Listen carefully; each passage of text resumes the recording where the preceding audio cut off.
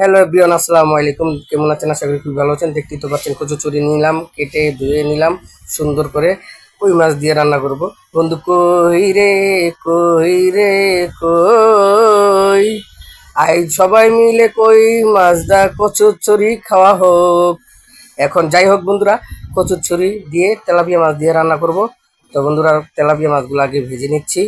তো ভেজে সুন্দর করে লাল লাল করে উল্টিয়ে পাল্টিয়ে চলে আসবো অবশ্যই বন্ধুরা। তো দেখতে থাকুন শেষ পর্যন্ত ভিডিওটা। যদি ভালো লাগে অবশ্যই লাইক কমেন্ট করে সাথে থাকবেন। যাই হোক বন্ধুরা, লাল হয়ে গেছে, ভাজা হয়ে গেছে। এখন মাছগুলো নেমিয়ে ফেলবো। এখন পেঁয়াজ মরিচ দিয়ে সুন্দর করে নাড়াচাড়া দিয়ে লাল লাল করে ভেজে নিলাম। তো এখন দিব আদা রসুন, এই যে দিয়ে দিলাম আদা রসুন।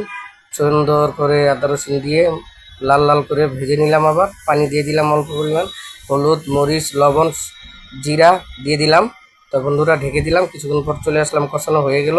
এখন ছড়িগুলো দিয়ে দিলাম। তো বন্ধুরা অবশ্যই ছড়িগুলো লাড়াচাড়া দিচ্ছি। তো বন্ধুরা আবার ঢেকে দিব। কিছুক্ষণ পর আবার চলে আসবো। বন্ধুরা কষানো হয়ে গেল। এখন পানি দিয়ে দিব। দেখুন হালকা নিচে লেগে গেছে।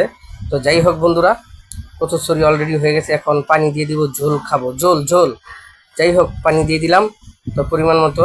তো বন্ধুরা অবশ্যই কমেন্ট করে সাথে থাকবেন। ঢেকে দিলাম। কিছুক্ষণ পর চলে আসলাম, এই যে বলক চলে আসলো অলরেডি। রান্না আমার শেষ প্রায়।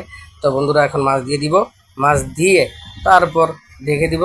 ঢেকে দিয়ে ধনিয়া পাতা দিয়ে দিলাম, আবার ঢেকে দিব। তো ঢেকে দিয়ে চলে আসবো বন্ধুরা। ওয়াও কেমন হয়েছে অবশ্যই বন্ধুরা কমেন্ট করে